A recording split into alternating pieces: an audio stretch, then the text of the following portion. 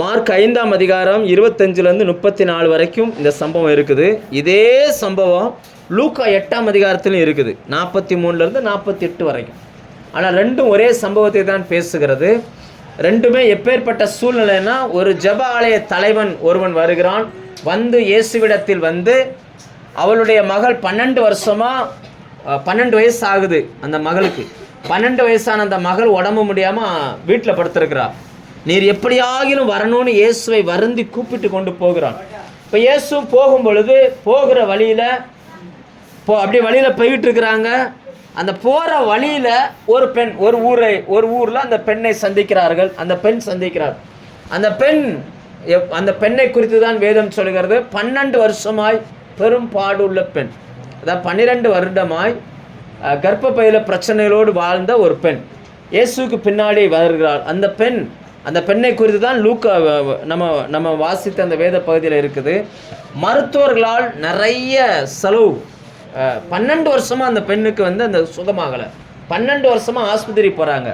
தெரிஞ்ச எல்லா ஆஸ்பத்திரிக்கும் போயாச்சு, தெரிஞ்ச எல்லா டாக்டரையும் பார்த்தாச்சு, தெரிஞ்ச எல்லா மருத்துவத்தையும் பார்த்தாச்சு, ஒன்று கூட சுகமாகலை. அப்படிப்பட்ட அந்த பெண் இயேசுவை குறித்து கேள்விப்படுகிறாள். கேள்விப்பட்டுட்டு இயேசுக்கு பின்னாடி வந்து அவருடைய வஸ்திரத்தை தொடுகிறாள். தொட்ட உடனே அந்த பெண் சுகமாகிறாள். உடனே இயேசு என்னை தொட்டது யார் என்று கேட்டு அந்த பெண் வருகிறாள். அந்த பெண்ணை பார்த்து இந்த வார்த்தையை சொல்லுகிறார். கடைசி நம்ம வாசிச்சோம் 34 வசனம் வாசிங்க. அவர் அவளை பார்த்து, மகளே, உன் விசுவாசம் உன்னை ரட்சித்தது, நீ சமாதானத்தோட போய் உன் வேதனை நீங்கி.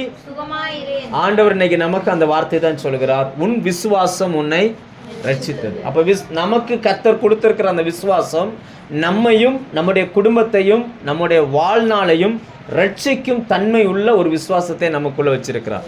இந்த பெண்ணை குறித்து பார்த்தா 12 வருஷமாய் வேதனைகளை அனுபவிக்கிற பெண். நீங்கள் யோசிச்சு பாருங்க, இந்த பெண்ணுக்கு வந்த வியாதியை அந்த நாட்களில் இஸ்ரவேலில் 3 பிரச்சனைகளோடு வாழவே முடியாது. ஒன்று, குழந்தை இல்லாமல் வாழ முடியாது. அவங்க குழந்தை இல்லைன்னா அவங்கள சாபமாக பார்ப்பாங்க. 2வது, குஷ்டரோகம் வந்தவங்க சாபமாக பார்ப்பாங்க. 3வது, இந்த கர்ப்பப்பை சம்மந்தப்பட்ட இந்த பிரச்சனை, இந்த மென்ஸ்ட்ரல் ப்ராப்ளம் இருக்கிறவங்கள தீட்டாக பார்ப்பாங்க. அவங்கள யாரும் சேர்த்துக்கிட மாட்டாங்க. அப்படிப்பட்ட அந்த பிரச்சனையோடு அந்த அம்மா 12 வருஷமாக இருந்திருக்கு. இந்த பிரச்சனை யாருக்கிட்டையும் சொல்ல முடியாது. சொன்னாலும் இதை புரிஞ்சுக்கிடவும் முடியாது. யார்கிட்டயா போய் சொன்னால் அவங்க என்ன செஞ்சிருவாங்க தெரியுமா? அந்த காலத்தில் இருந்த அந்த பழக்கம் என்னென்னா, தேவனால் சபிக்கப்பட்டவர்களுக்கு மட்டும்தான் இந்த பலகீனம் வரும் அப்படின்னு பார்ப்பாங்க. அதனால் இந்த அம்மாவால் போய் சொல்லவும் முடியாது. தன்னுடைய பிரச்சனையை யார்கிட்ட போய் சொன்னாலும் அதை புரிந்து கொள்கிற அளவுக்கு அன்னைக்கு இருந்த சமுதாய மக்களும் இல்லை. இன்னைக்கு நம்மளும் இப்படி இருக்கலாம். வருட கணக்காக சில பிரச்சனைகள் நம்முடைய குடும்பத்தில் இருக்கலாம், நம்ம சரீரத்தில் இருக்கலாம், நம்முடைய பிள்ளைகளை குறித்து நமக்கு இருக்கலாம். இதை வெளியிலையும் சொல்ல முடியாது. சில நேரங்களில் சில பெண்கள் சில கணவன்மாருடைய சில பிரச்சனைகளை வெளியில் சொல்ல முடியாது. ஆனால் அந்த பிரச்சனைகளோடு அவங்க வாழ பழகிக்கிடுவாங்க. அப்படி சில பலகீனம் இந்த அம்மாவுக்கு 12 வருஷம், 1-2 கிடையாது. நீங்கள் யோசிச்சு பாருங்க, 12 வருஷமாக தனக்கு உண்டானதெல்லாம் விற்று இருக்கு இந்த அம்மா. தன் சுகம் எப்படி ஆகிலும் சுகத்தை பெற்றுக்கொள்ளலான்னு சொல்லி என்ன பண்ணியிருக்குது, எல்லாத்தையும் விற்று யார் யார் சொல்கிறாங்களோ எல்லா டாக்டரையும் போய் பார்த்துருக்குது. ஆனால் வசனம் என்ன சொல்ல பாருங்க, அநேக மருத்துவர்கள், அநேக வைத்தியர், 26 வசனம் பாருங்க, அநேக வைத்தியர்களால் தன் சரீரத்தில் ஒரு விலகினோம், டாக்டரால் இன்னும் விலகினோம். நம்ம பார்க்குறோம் இல்லையா, ஒரு பிரச்சனைன்னு ஒரு டாக்டர்கிட்ட போகிறீங்கன்னா அந்த டாக்டர் ஒரு டெஸ்ட்லாம் எடுப்பார். எடுத்துகிட்டு ஒரு மருந்து கொடுப்பார். 3 நாள் கழித்து வாங்க அப்படிம்பார். 3 நாள் கழித்து போகும்போது இவங்க கொடுத்த மருந்தில் பாதி தான் செலவாயிருக்கும், பாதி இருக்கும். இன்னைக்கு இன்னும் சரியாகலையோ, ஒரு ரத்த டெஸ்ட் எடுத்துகிட்டு வாங்க அப்படிம்பார். உடனே ரத்த டெஸ்ட் எடுத்துகிட்டு வந்தோன்னா இப்போ மருந்தை மாற்றிடுவார். இப்போ ஏற்கனவே வாங்கின மருந்து வீட்டில் இருக்கும், இப்போ புது மருந்து. அப்புறமேல அடுத்த ஒரு 4 நாள் கழித்து போவாங்க, இன்னும் வியாதி குறையலை.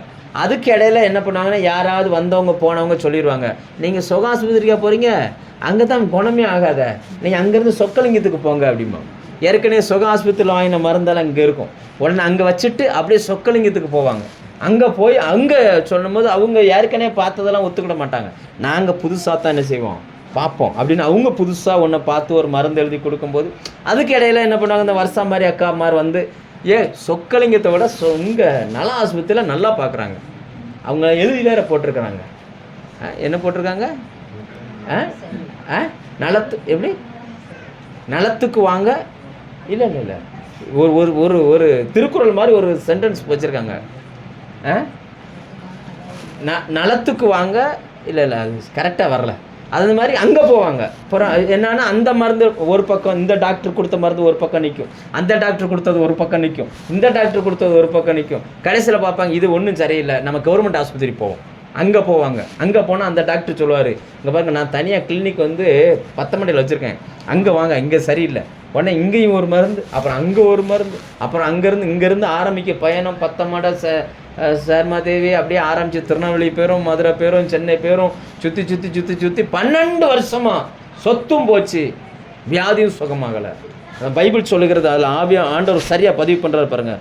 அநேக வைத்தியர்களால் மிகவும் வருத்தப்பட்டு, தன் சரீரத்தில் இருக்கிறது ஒரு பலகீனம் என்றால் டாக்டர்ஸ் கொடுத்த அந்த மருந்து இன்னும் பல பலகீனம். பொதுவாக சொல்லுவாங்க, சுகர் வந்தால் சுகர் மட்டும்தான் பிரச்சனை, ஆனால் சுகருக்கு மருந்து எடுத்துட்டா பல பிரச்சனை. சரிதானா டாக்டர்? சரிதானா நர்ஸ்? சுகர் வந்தால் சுகர் மட்டும்தான் பிரச்சனை. சுகருக்குன்னு மருந்து எடுத்துட்டிங்கன்னா அதனுடைய சைடு எஃபெக்ட் என்ன ஆயிரும்? ஆமாம், அடுத்தடுத்து பிரச்சனைன்னு மருத்துவத்துறையில் சொல்லிக்கிறாங்க. நான் சொல்லலை, ஏன்னா அதை நிறைய டாக்டர் கேட்குறாங்க, நிறைய நர்ஸுமார் கேட்குறாங்க, அவங்க அப்புறம் நம்ம மேலே கேஸ் போட்டுருவாங்க. அதனால் நான் டாக்டர் சொல்கிறாங்க, ரைட்டா? உண்மை தானே? அப்போ அந்த பெண் 12 வருஷமாக வியாதி உள்ள பெண் தன்னுடைய வியாதியை சொல்ல முடியாது. சில நேரங்களில் நமக்கு இருக்கக்கூடிய பிரச்சனையை மற்றவங்கள்ட்ட சொல்ல முடியாது, சொன்னாலும் அவங்களால புரிஞ்சுக்கிடவும் முடியாது. அப்படியே சொன்னாலும் கேட்டுட்டு நம்ம பக்கம்தான் குற்றத்தை சொல்லுவாங்களே தவிர அது ஆறுதலாக என்ன செய்யாது, இருக்காது. இப்படிப்பட்ட பலகீனத்தில் அந்த பெண் வாழ்கிறாள். அந்த பெண்ணுக்கு உதவி செய்கிறதுக்கு கூட ஒருத்தர் கிடையாது, ஆறுதல் சொல்றதுக்கு ஒருத்தர் கிடையாது, அந்த பிரச்சனையை புரிஞ்சுக்கிட்டு உதவி செய்கிறதுக்கு ஒருத்தர் கூட கிடையாது. அந்த அம்மா இருந்துச்சா, அப்பா இருந்துச்சா, கணவன் இருந்தானா, பிள்ளைகள் இருந்தானா, எதுவுமே ஆண்டவரை பற்றி பதிவு பண்ணலை. அவள் நம்பி இருந்தது மருத்துவர்களை. எல்லா மருத்துவமே என்ன பண்ணிட்டாங்க, கைவிட்டாங்க. யாராலையும் குணமாக்கவும் முடியலை. அந்த வசனம் சொல்லுகிறது, சற்றாகிலும் வாசிங்க, தனக்கு உண்டானவைகளையெல்லாம் செலவழித்தும் கொஞ்சமாவது குறையணும்ல. சற்றாகிலும் கொஞ்சம் கூட குறையல. சில நேரங்களில் சில வியாதிகளுக்கு கொஞ்சம் கூட என்ன செய்யாது. ஆமாம், நான் பொதுவாக சொல்கிறேன், சில வியாதிகளுக்கு, சில பிரச்சனைகளுக்கு வருட கணக்காக இருக்கிற பிரச்சனை, ஆனால் கொஞ்சமாவது முன்னேற்றம் இருக்கா அப்படின்னு நம்ம பார்த்தோம்னா வருஷங்கள் போகுது, ஆனால் முன்னேற்றம் என்ன செய்ய மாட்டேங்குது. அந்த அம்மா என்ன நினச்சிருக்கோம், சரி இந்த வருஷம் முடிஞ்சிடும், சரி இந்த மாதத்தில் எனக்கு சரியாக வந்துடும், இவரை பார்ப்போம். இவங்க கூட சேர்ந்து போய் பார்க்குற எல்லாருக்கும் குணமாகுது, இவங்களுக்கு மட்டும் குணமாகுது. அந்த அம்மா அப்படி பார்த்துட்டே இருக்கு. 12 வருஷம் ஆயிடுச்சு. யோசிச்சு பாருங்க, ஒரு பெண்ணுக்கு 12 வருஷமாக அந்த அந்த இரத்தப்போக்கு இருந்துச்சுன்னா அந்த பெண் எப்படி இருந்திருப்பாங்க? எலும்பும் தோலுமா மாறி, முகமெல்லாம் வெளிரி. ஏன்னா மனுஷனுடைய உயிர் ரத்தத்தில் இருக்குது. அந்த கண் முன்னாடி அந்த அந்த ரத்தம் வெளியில் போக போக போக போக அப்படி மரணத்துக்கு சமீபமாக அந்த பெண் வந்து நிற்கிறாங்க. உதவி செய்கிறதுக்கு ஆள் கிடையாது. அப்படிப்பட்ட நெருக்கடி நேரத்தில் தான் அந்த பெண் இயேசுவை கேள்விப்படுகிறாள். 27 வசனம் சொல்லுகிறது, இயேசுவை குறித்து கேள்விப்படுகிறாள். வாழ்க்கையில் சிலர் கேள்விப்படுகிறதெல்லாம் எல்லாம் இழந்த பிறகு தான் கேள்விப்படுறாங்க இல்லையா? இந்த அம்மா 12 வருஷத்துக்கு முன்னாடியே கேள்விப்பட்டிருக்க வாய்ப்பு இல்லை. ஏன்னா இயேசு ஊழியத்துக்கு வந்து 3 வருஷம் தானே ஊழியமே செஞ்சுருக்காரு. அப்போ இயேசுவை குறித்து கேள்விப்படுகிறாள். இப்படி ஒருத்தர் வர்றாராம் அப்படின்னு சொல்லி கேள்விப்பட்ட உடனே அந்த அம்மா ஒரு முக்கியமான ஒரு வார்த்தை சொல்லுது பாருங்க. 27 வருஷம்.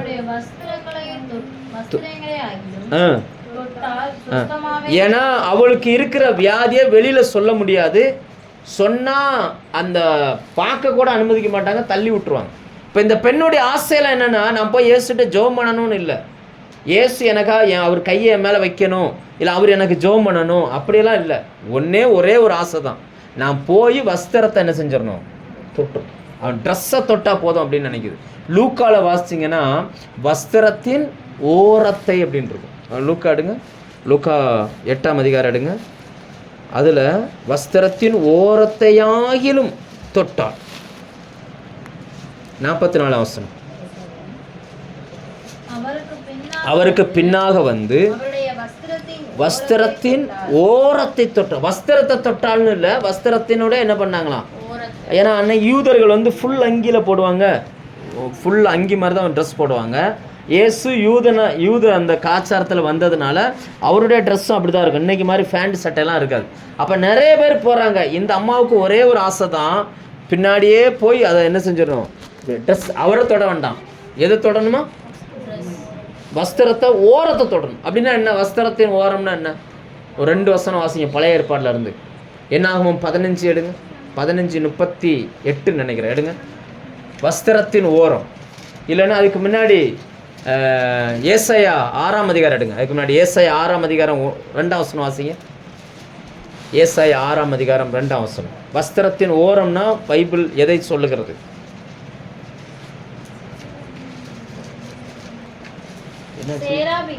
சேராபீன்கள் அவருக்கு மேலாக நின்றன. ஒவ்வொருவனுக்கும் 6 சட்டைகள் இருந்தது. 1ஆம் வசனம் வாசிங்க. அவருடைய வஸ்திர தொங்கலால் தேவாலயம் நிறைந்தது. அது எத்தனை? உசியா ராஜா மரணமடைந்த வருஷத்திலே உயரமும் உன்னதமான சிங்காசனத்தின் மேல் வீற்றிருக்க கண்டேன். அப்போ வஸ்திர தொங்கலால், அப்போ வஸ்திரத்தின் ஓரத்தை, அந்த வஸ்திரத்தின் தொங்கல் அப்படின்னாச்சுன்னா வேதத்தில் எதை குறிக்குதுன்னா சர்ச்சை குறிக்குது. எதை குறிக்குது? தேவாலயத்தை குறிக்குது. அவருடைய வஸ்திர தொங்கலால் தேவாலயம் என்ன செஞ்சிருக்கான்? நிரம்பி இருக்கு. அந்த பெண் வஸ்திரத்தை தொடணும் அல்லது ஓரத்தை தொடணும்னு தீர்மானிச்சதுன்னா அது எதை குறிக்கிறது அப்படின்னா சர்ச்சுக்கு போகணும்னு தீர்மானிச்சாங்க. எங்கே போகணும்னு தீர்மானிச்சாங்க? சர்ச்சுக்கு போகணுன்னு சொன்னாங்க. அதுவும் சர்ச்சுக்கு சும்மா வரல. என்னாகும் 15 எடுங்க. 15 எடுத்து 38 வசனம் வாசிங்க. அந்த வஸ்திரத்தின் ஓரத்தில் நீ இஸ்ரவேல் புத்திரரிடத்தில் சொல்ல வேண்டியது என்னவென்றால், பேசி அவர்கள் நல்ல கவனிங்க, அவங்க பர்மனண்டா தலைமுறைகள் தோறும் வஸ்திரங்களின் ஓரங்களில், வஸ்திரத்தின் ஓரத்தில் தொங்கலை உண்டாங்க. சிலர்லாம் அந்த சேலை கட்டுவாங்களா, சில அம்மாமார் சேலை கட்டும்போது அந்த முந்தினில் அது என்ன சொல்லுவாங்க, ஒரு மாதிரியா குஞ்சமா கொசுருவா இல்லை, இந்த சேலையெல்லாம் அப்படி தொங்கும்ல ஒரு மாதிரி குஞ்சம், குஞ்சம்னு சொல்லுவாங்கல்ல. அந்த மாதிரி தான் இஸ்ரவேல் ஜனங்களுக்கு ஆண்டவரே அந்த ட்ரெஸ்ஸை கொடுக்குறாரு. நீ இப்படி தான் ட்ரெஸ் போடணும், அந்த ட்ரெஸ்ஸில் அந்த வஸ்திரத்தின் ஓரத்தில் அது இருக்கணும், அந்த வஸ்திரம் என்ன கலரில் இருக்கணும், இது எல்லாத்துக்கும் ஒவ்வொரு அர்த்தம் இருக்குது. 8 பின்னலாக இருக்கும். அதாவது 3 இதில் 8 பின்னலாக பின்னிருப்பாங்க. பின்னி 6 என்ன சொல்லுவாங்க, 6 அந்த குஞ்சம் ஒன்று தொங்கும் இல்லையா, அதில் வந்து 6 தொங்கும். அந்த ஜனங்கள் அப்படி தான் ட்ரெஸ் போடுவாங்க. ஆண்டவர் அவங்களை அப்படி தான் ட்ரெஸ் போட சொன்னார். வாசிங்க, அதை வாசிங்க. வஸ்திரத்தின் ஓரத்தின் தொங்கலிலே இளநீல நாடாவை, வேதத்தில் இளநீல நாடா அப்படின்னு வந்துருச்சுன்னா அது எதை குறிக்கும்னா ஆண்டவருடைய வார்த்தையை குறிக்கும். இதெல்லாம் எடுக்க ரொம்ப லேட் ஆயிரும், நான் உங்களுக்கு சொல்கிறேன். குத்து விளக்க எந்த போர்வையில் சுற்றுவாங்கன்னா இளநீல நாடாவில் என்ன செய்வாங்க, சுற்றுவாங்க. இளநீலம் வான கலர் இருக்கலாம், ஸ்கை ப்ளூ கலர், அந்த கலரில் நாடானா தெரியும்ல, அந்த கயிறு வந்து என்ன செஞ்சுவாங்க, அப்படி ஒரு 8 முடிச்சா கட்டி அப்படி தொங்க விட்டுருப்பாங்க. அது என்ன கலர்னா ப்ளூ கலரில் இருக்கும், ஸ்கை ப்ளூ கலரில் இருக்கும்.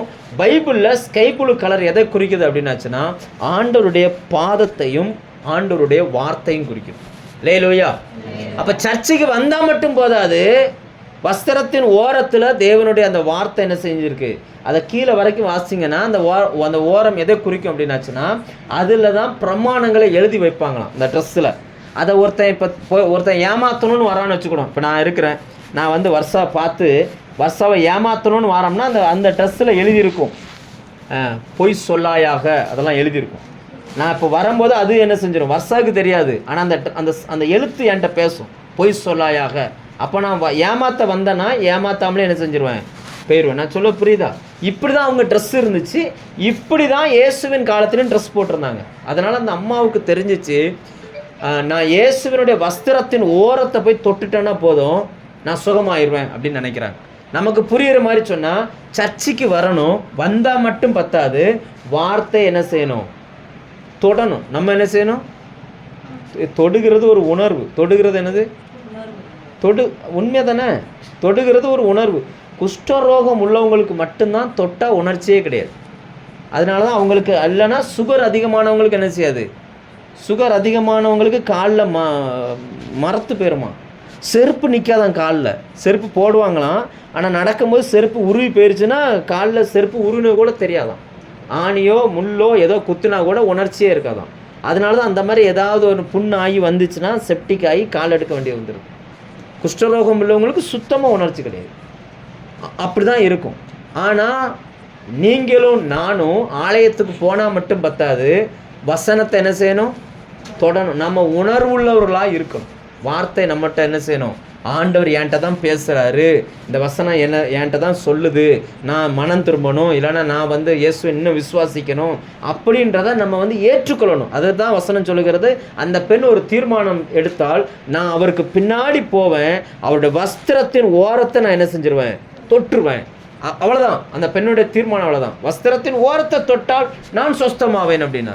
இன்றைக்கும் இயேசுவினுடைய ஆலயத்துக்கு அந்த வார்த்தையை நீங்கள் கேட்டுட்டீங்கன்னா அந்த வார்த்தை தான் உங்களை சுகமாக்கும். அந்த ஆண்டவர் சொன்னார், வசனத்தை அனுப்பி குணமாக்குவேன் அப்படின்னா. ஒரு மனுஷனை குணமாக்குறதுக்கு ஆண்டவர் எதை தான் அனுப்புறான்? என்ன உண்மையா இல்லையா? வசனத்தை அனுப்பி தான் ஆண்டவர் என்ன செய்கிறாரு? குணமாக்குகிறார். இப்பொழுது அந்த பெண் தொடுகிறாள். தொட்ட மாத்திரத்தில் அந்த வசனம் என்ன சொல்லுது பாருங்க, மார்க்கு 5ஆம் அதிகாரம், தொட்ட உடனே 29ஆம் வசனம், 28, 29 வாசிங்க. 28 ஜனக்கூட்டத்துக்குள்ளே அவருக்கு பின்னாக அவருடைய வஸ்திரத்தை தொட்டால் எல்லாரும் அவரை நெருக்கிட்டு தான் போய்கிட்டு இருக்கிறாங்க. ஆனா இந்த ஒரு பெண் விசுவாசத்தோடு தொட்டால் பாருங்க, தொட்ட மாத்திரத்துல உடனே அவருடைய உதரத்தின் ஊரல் நின்று போயிற்று. அந்த வேதனை நீங்கி ஆரோக்கியம் அடைந்ததை அவள் தன்னுடைய சரீரத்தில் உணர்ந்ததோட இயேசு என்ன பதில் சொல்றார் பாருங்க. அதுக்கு உடனே இயேசு வல்லமை புறப்பட்டதை தமக்குள் அறிந்து. அப்படின்னா அர்த்தம் என்னன்னா, நீங்க விசுவாசத்தோடு போய் தொட்டுட்டீங்கன்னா தேவனால் தன்னுடைய வல்லமையை கூட அவருடைய கண்ட்ரோலுக்குள்ள வைக்க முடியாது. இந்த வசனம் பாருங்க, அப்படி தொட்ட உடனே அவருக்குள்ள இருந்து வல்லமை பாஞ்சு அந்த பெண்ணை குணமாக்கிட்டு. லேலோயா, அதுதான் ஆண்டவர் இந்த பூமியில நாம் சுகத்தோடு வாழ்வதற்கு தான் சர்ச்சின்ற ஒரு சிஸ்டத்தை கொண்டு வச்சார். அங்க வசனத்தை பிரசங்கிக்கணுன்ற ஒரு சிஸ்டத்தை வச்சார். நீங்க வார்த்தையை கவனமா கேட்டு இது எனக்குத்தான் விசுவாசிச்சிட்டீங்கன்னா அந்த வசனம் உங்களுக்குள்ள பல வருட பிரச்சனையா இருந்தாலும் உடனே சுகமாக்கும். லேலோயா, இந்த பெண்ணுக்கு 12 வருஷம் பிரச்சனை, யாராலையும் சுகமாக்க முடியல. எவ்வளவு பணம் செலவு பண்ண முடியுமோ அவ்வளோ செலவு பண்ணியாச்சு. எந்தெந்த டாக்டரை பார்க்கணுமோ எல்லா டாக்டரையும் பார்த்தாச்சு. மாறி மாறி பிரச்சனை. ஆனால் அந்த பெண் ஒரு முடிவு எடுக்கிறாள், நான் போவேன், நான் தொடுவேன், நான் சுகமாவேன். அந்த பெண் விசுவாசித்தாள். இவ்வளவு சம்பவம் நடந்தது கூட இருக்கிற யாருக்குமே தெரியாது. ஏன்? இயேசுக்கே தெரியாது. அவர் டக்குன்னு திரும்பி சொல்றாரு, யாரோ என்னை தொட்டுட்டாங்க. யார் என்னை தொட்டது யார் அப்படின்றார். திரளான கூட்டம் நெருக்கிட்டு போய்கிட்டு இருக்குது. உடனே சீசர்கள் கேட்குறாங்க, எல்லாரும் தொட்டுட்டு தான் போகிறாங்க, நீங்கள் என்னை தொட்டது யாருன்னு எப்படி கேட்குறீங்க அப்படின்னு. உடனே இயேசு சொன்னார், இல்லை எல்லாரும் தொடுறது வேற, விசுவாசத்தோட தொடுறது. நான் சொல்ல புரியுதா? வசனங்க எல்லாரும் கேட்கறது வேற, விசுவாசத்தோட வசனத்தை கேட்கறது வேற. நான் சொல்ல புரியுதா? அதை நல்லா புரிஞ்சுக்கணும். எல்லாரும் போல 10ஓட 11 என்னத்தையோ போவோமப்பா, அரசியல்வாதி பேசாத பேச்சா, நடிகர் பேசாத பேச்சா, இல்லை டிவியில் சீரியல்காரங்க பேசாத பேச்சா, என்னத்தையே கேட்டு வருவோம். அப்படி இல்லை. வரும்போதே ஒரு தீர்மானிச்சுட்டு வரணும். நான் கர்த்தருடைய ஆலயத்துக்கு போகிறேன், அவருடைய வஸ்திர தொங்கலால் ஆலயம் நிரம்பி இருக்குது, அங்கிருந்து எனக்கு வார்த்தை வரும், அது என்னை குணமாக்கும். அங்கிருந்து வார்த்தை வரும், அது என் கடனை மாற்றும். அங்கிருந்து ஒரு வார்த்தை வரும், என் சூழ்நிலையை மாற்றும்னு சொல்லி விசுவாசத்தோடு நீங்கள் தொட்டிங்கன்னா அவரிடமிருந்து வல்லமை புறப்பட்டு அந்த பெண்ணை குணமாக்கிடுச்சு. லேலூயா. நீங்கள் யோசிச்சு பாருங்க, இயேசுவாலேயே அந்த வல்லமை என்ன செய்ய முடியல, கண்ட்ரோல் பண்ணலை. இயேசு கையை வைக்கலை, ஜெபம் பண்ணலை, எதுவுமே நடக்கலை. உடனே அந்த வசனம் சொல்லுது பாருங்க, திரும்ப வாசிங்க 29. உடனே, அந்த முக்கியமான வார்த்தை என்னன்னா உடனே தொட்ட உடனே தொட்டுட்டு வீட்டுக்கு போன பிறகு சுகமானது இல்லை, தொட்ட உடனே அந்த பெண்ணினுடைய வேதனை சுகமாயிற்று. அடுத்து 30ஆம் வசனத்துல இயேசு உடனே கேட்கிறார், என்னிலிருந்து வல்லமை புறப்பட்டதை நான் உணர்ந்திருக்கிறேன், யார் என்னை தொட்டது? அடுத்து அவர் கேட்கிறார், என்னை தொட்டது யார் அப்படின்னு கேட்கிறார். ஏன்னா அவருக்கு தெரியும், தான் பின்னாடி ஆயிரக்கணக்கான பேர் வந்தாலும் அந்த ஆயிரக்கணக்கான பேரில் ஒரே ஒருத்தர் தான் விசுவாசத்தோடு தொட்டிருக்கிறாங்க. தொட்டு அவர்களுக்கு என்ன தேவையோ அது என் உடம்புல இருந்து அது வெளியில போயிடுச்சு. அப்ப அது யாருன்னு நான் பார்க்கணும்னு ஆசைப்படுகிறேன். லேலூயா. இயேசுவை திரளான ஜனங்கள் தொட்டார்கள், நிறைய பேர் சுகமானாங்க. ஆனால் எல்லாரையும் பார்க்கணும்னு ஆண்டவர் ஆசைப்படலை. இந்த ஒரு பெண், இது யாருன்னு தெரியல. நீங்கள் யோசிச்சு பாருங்க, ஆண்கள் போகிறாங்க, பிள்ளைங்க போகிறாங்க, பெரியவங்க போகிறாங்க, இயேசு அப்படி உரசிக்கிட்டே போகிறாங்க. எல்லாரும் தொடுறது வேற, விசுவாசம் உள்ளவன் தொடுகிறது வேற. அல்லேலூயா. இதில் பிரச்சனை என்னன்னா, நீங்கள் விசுவாசத்தோடு தொடுறீங்களா இல்லை 10-11 தொடுறீங்களா? அதில் தான் விசுவாசம். அல்லேலூயா. அப்போ உங்களுக்கு தேவையான சுகம், தேவையான பணம், தேவையான விடுதலை வேணும்னா அதை யார் கையில் ஆண்டவர் வச்சிருக்கிறாரு? இப்போ அது யார் கையில் இருக்குது? நம்ம கையில் தான் இருக்குது. நீங்கள் ஏன்னா உங்களுக்குன்னு சொல்ற ஒரு ஆலயத்தை கர்த்தர் கொடுத்துருக்கிறார். இந்த வேதம் தெளிவாய் சொல்லுகிறது, அந்த ஆலயம் கர்த்தருடைய வஸ்திர தொங்கலால் என்ன செஞ்சிருக்குது? நிரம்பி இருக்குது. அந்த தொங்கலில் அவருடைய வார்த்தையை அடையாளப்படுத்துகிற இளநீல நாடா என்ன செஞ்சிருக்குது? இருக்குது. அது கர்த்தருடைய பாதத்தை குறிக்குது. ஒரு வசனம் உங்களுக்குள்ள வேலை செய்தா செய்யலையா என்பதை யாரை பொறுத்து முடிவு பண்ணப்படுகிறதுனா, அந்த கேட்கிறவங்க அல்லது தொடுகிறவங்களை பொறுத்து என்ன செய்யப்படுகிறது? முடிவு பண்ணப்படுகிறது. இப்போ தன்னிடத்திலிருந்து வல்லமை புறப்பட்ட உடனே அடுத்த வசனம் வாசிங்க. அந்த பெண் என்ன செய்கிறா அப்படின்னாச்சு 31. வாசிங்க. அதான், திரளான ஜனங்களுமே நெருக்கி கொண்டிருக்கிறதை நீ கண்டும் என்னை தொட்டது யார் என்று கேட்கிறீரே என்றார்கள். காணும்படிக்கு அப்படின்னா இயேசுவினுடைய கண்கள் இந்த பூமியில் ஒரு ஆளை தேடுது அப்படின்னாச்சுன்னா, விசுவாசத்தோடு தன்னை தொடுகிறது யார்? அவங்கள தான் ஆண்டவர் என்ன செய்கிறாரு? கண்ணு தேடுது. விசுவாசத்தோடு தன்னை தொடுறது யார்? சீசர்கள் ஒரு பக்கம் சொல்லிட்டே இருக்கிறாங்க, என்னையா நிறைய பேர் வர்றாங்க போகிறாங்க, என்னை தொட்டது யார்? இதை லூக்காவில் கேளுங்க. லூக்காவில் நல்ல அந்த சீசர்கள் சொல்லுவாங்க. 45 வசனம் வாசிங்க. லூக்கா 8ஆம் அதிகாரம் 45. அப்பொழுது இயேசு என்னை தொட்டது யார் என்று கேட்டார். எங்களுக்கு எல்லாரும் சொல்றாங்க, எங்களுக்கு தெரியாது. யார் தொட்டானே எங்களுக்கு தெரியாது. பேதுருவும் அவனுடைய கூட இருந்த இயேசுவின் சீசர்களும், ஐயரே திரளான ஜனங்களுமே சூழ்ந்து கொண்டிருக்க எப்படி கேட்டீர் என்றார்கள். அதற்கு இயேசு, ஆண்டவர் சொல்ல, என்கிட்ட இருந்து வல்லமை புறப்பட்டதை நான் அறிஞ்சிருக்கிறேன், என்னை ஒருவர் தொட்டது உண்டு அப்படின்ற அவர் ஸ்ட்ராங்கா சொல்றாரு. என்னை தொட்டு, அதாவது நான் ஜெபமே பண்ணலை, ஆனால் என்கிட்ட இருந்து அந்த வல்லமையை எடுத்து சுகமான ஒரு பெண் இந்த பூமியில், அந்த பெண்ணுன்னு கூட சொல்லலை, யாரோ ஒருத்தர் தொட்டுட்டாங்க, யாருன்றதை நான் பார்க்கணும் அவர் ஆசைப்படுகிறார். அப்படின்னு அர்த்தம் என்னன்னா, விசுவாசத்தோடு நீங்கள் கர்த்தருடைய ஆலயத்துக்கு வந்து வசனத்தை கேட்டு நீங்கள் குணமாக்கப்படுகிறதை பார்ப்பதற்கு இயேசு விரும்புகிறார். அல்லேலூயா. மற்றவங்க எனக்கு ஜெபம் பண்ணணும், மற்றவங்க அப்படி பண்ணணும் இப்படி பண்ணணும்னு இல்லை. நீங்கள் வசனத்தை கேட்டு நீங்களே என்ன செஞ்சுக்கிடணும்? குணமாகணும். நான் சொல்ல புரியுதா? வசனத்தை அனுப்பி அவர்களை ஆண்டவர் என்ன பண்ணுறாராம்? சுகமாக்குகிறார். பழைய ஏற்பாட்டு காலத்தில் தான் ஆசாரின்னு ஒரு ஆளுக்காக ஜெபிக்கிறது. புதிய ஏற்பாட்டு காலம் என்னென்னா, நம்ம எல்லாருமே டாக்டர் தான். நம்ம எல்லாருமே யார் சொல்லுங்கள்? நம்மளாம் யார்? ஆவிக்குரிய மருத்துவர்கள். விசுவாசிக்கிறவரால் நடக்கும் அடையாளங்கள் ஆவன. வியாதியஸ்தர்கள் மேல் கைகளை வைப்பார்கள், அப்பொழுது அவர்கள் சொல்லுங்கள். அதெல்லாம் சும்மாவா எழுதி வச்சிருக்காரு ஆண்டவர்? சொல்லுங்க, சும்மா எழுதி வச்சிருக்காரா? நேரம் போலன்னா பைபிள் எழுதி வச்சிருக்காரு. யார் மேலே கை வைக்காங்களோ அவங்க என்ன செஞ்சிருவாங்களாம்? ஆமாம். இயேசு போய் ஒரு சர்ச்சில் பிரசங்கம் பண்ணும்போது இயேசுவே இந்த வார்த்தையை சொன்னார். லூக்கா 4ஆம் அதிகாரத்தில், வைத்தியனே உன்னை நீயே குணமாக்கிக்கோள் என்கிற பழமொழியை சொல்லி, எங்கெல்லாம் அற்புதம் நடந்துச்சு அதே போல் இங்கேயும் செய்ய நீங்கள் சொல்லுவீங்கன்னு எனக்கு தெரியும் அப்படின்னா. அப்போ ஒரு டாக்டர் குறைஞ்சபட்சம் தன்னையாவது அவர் என்ன செஞ்சுக்கிடணும்? குணமாக்கி கூட பழகிக்கிடணும். லேலோயா.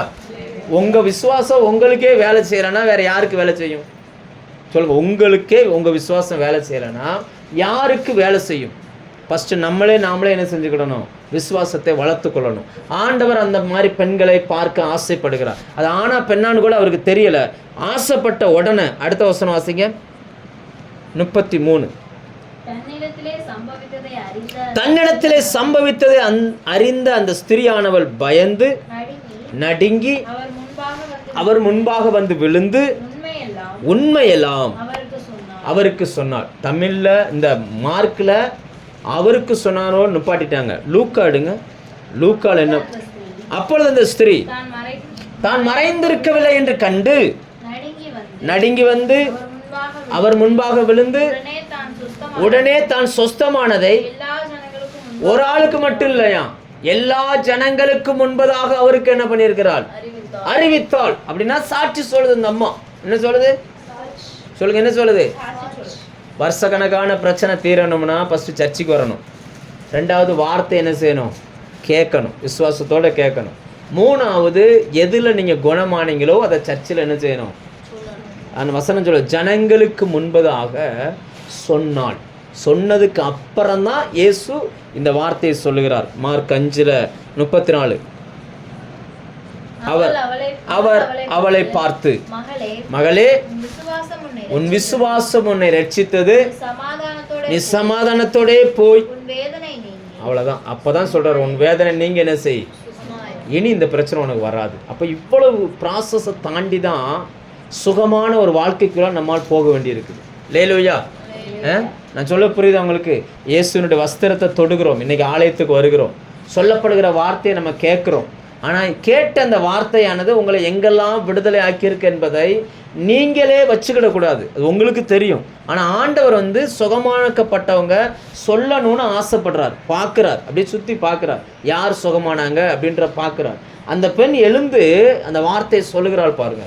எழுந்து எல்லாருக்கும் முன்பாக இயேசுவிடம் சொல்லுகிறாள், நான் 12 வருஷமா இப்படி பலகீனத்தில் இருந்தேன், எத்தனையோ டாக்டரை பார்த்தேன், எங்கேயும் சுகமாகலை, வஸ்திரத்தின் ஓரத்தை தொட்டேன், நான் சுகமாயிட்டேன் அப்படின்னு சொன்ன உடனே ஆண்டவர் சொல்லுகிறார், உன் விசுவாசம் உன்னை ரட்சித்தது, சமாதானத்தோட போ.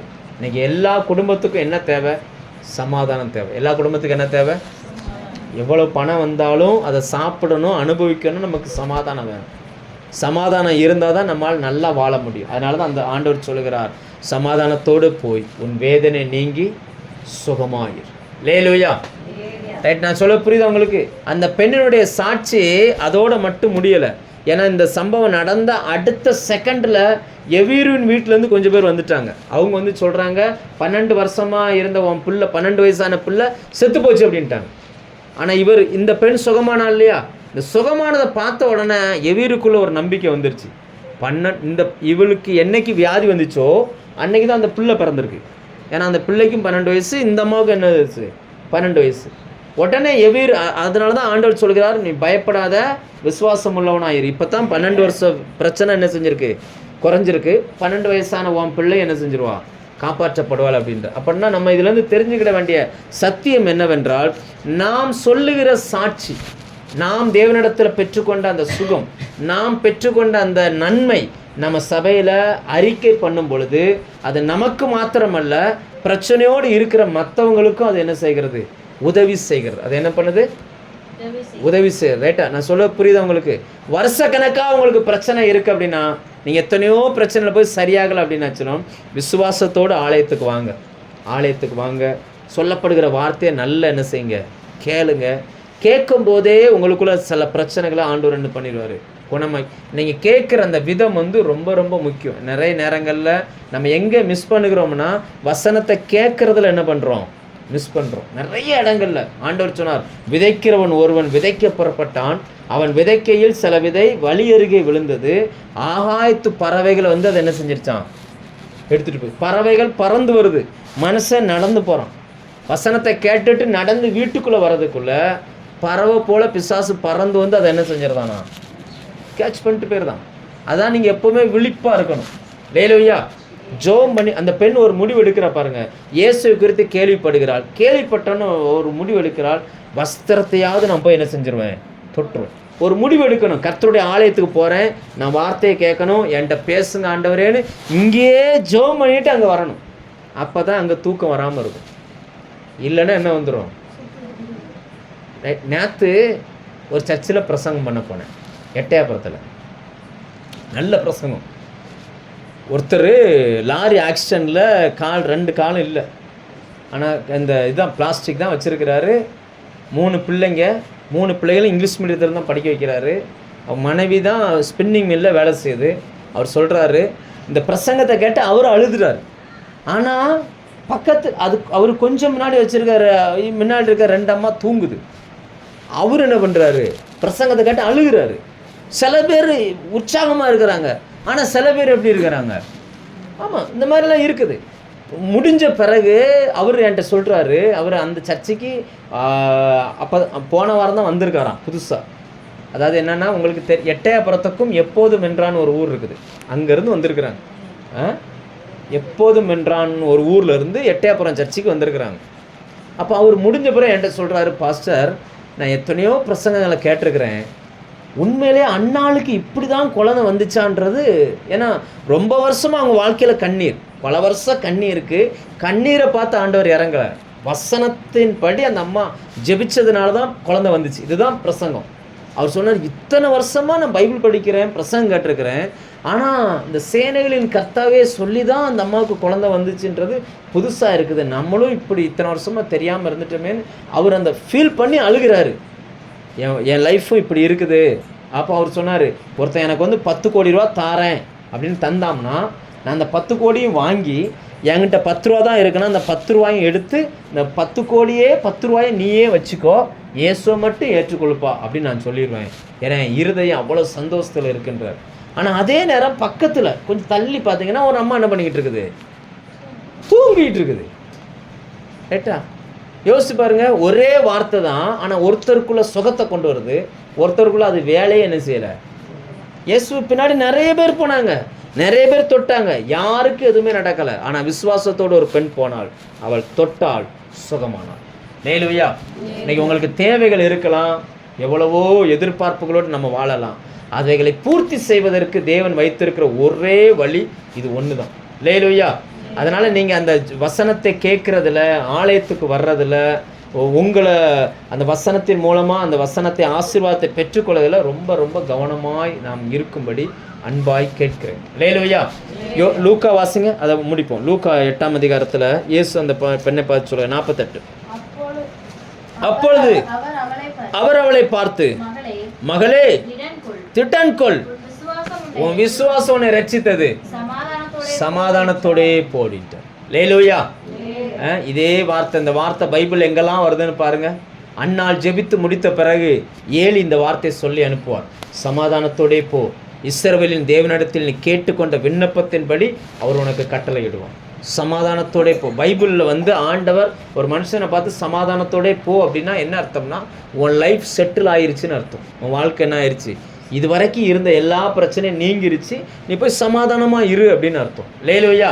இன்னைக்கு நம்ம சமாதானமாக வாழ்வதும் வாழாமல் போவதும் தேவனுடைய கருத்தில் இல்லை. அவர் எப்பொழுதும் சமாதானம் நமக்கு தருவதற்கு ரெடியாக இருக்கிறார். பெற்றுக்கொள்வதும் பெற்றுக்கொள்ளாமல் போவதும் நம்முடைய கருத்தில் தான் இருக்குது. எத்தனையோ பேர் இயேசுக்கு பின்னாடி போனாங்க, அத்தனை பேருக்கும் சுகம் தேவைப்படலை. ஆனால் சுகம் தேவைப்பட்ட ஒருத்தங்க போய் சுகத்தை என்ன செஞ்சுட்டாங்க, பெற்றுக்கொண்டாங்க. இன்றைக்கி உங்களுக்கு என்ன தேவையோ நீங்கள் தான் அதை கேட்டு என்ன செஞ்சுக்கிடணும், வாங்கிக்கிடணும். ஹல்லேலூயா. உங்கள் வாழ்க்கையை கொஞ்சம் யோசிச்சு பாருங்கள். நாட்கள், எத்தனை நாட்கள் நம்ம வீணாக்கி இருக்கிறோம், எவ்வளோ வாய்ப்புகளை வீணாக்கி இருக்கிறோம், யோசிச்சு பாருங்கள். காலத்தை பார்த்தால் தேவனிடத்திலிருந்து நன்மையை பெற்று நேரம் நம்ம நல்ல நிலைமைக்கு வந்திருக்கணும். ஆனால் ஏன் இப்படியே இருக்கிறோம், கடைசி வரைக்கும் நம்ம இப்படியே இருந்ததா போதும் நம்ம நினச்சிட்டோம் அப்படின்னாச்சுன்னா, நம்மளுடைய சிந்தனையை மீறி கர்த்தர் நமக்கு எதுவுமே தரமாட்டான். அவர் ஆசைப்படாத ஏதாவது வாங்கி தருவாரா? நீங்கள் ஆசைப்படாத ஒன்றா உங்கள்கிட்ட தரமாட்டார். ஏன்னா வேத பிரமாணமே அப்படிதான் சொல்லுகிறது. மகன் அப்பம் கேட்டால் அப்படின்னா அர்த்தம் என்ன? மகன் அப்பம் கேட்டால் அவனுக்கு கல்லை கொடுப்பானா? மகன் அப்பம் கேட்டால் அப்படின்னா அதுக்கு அர்த்தம் என்ன?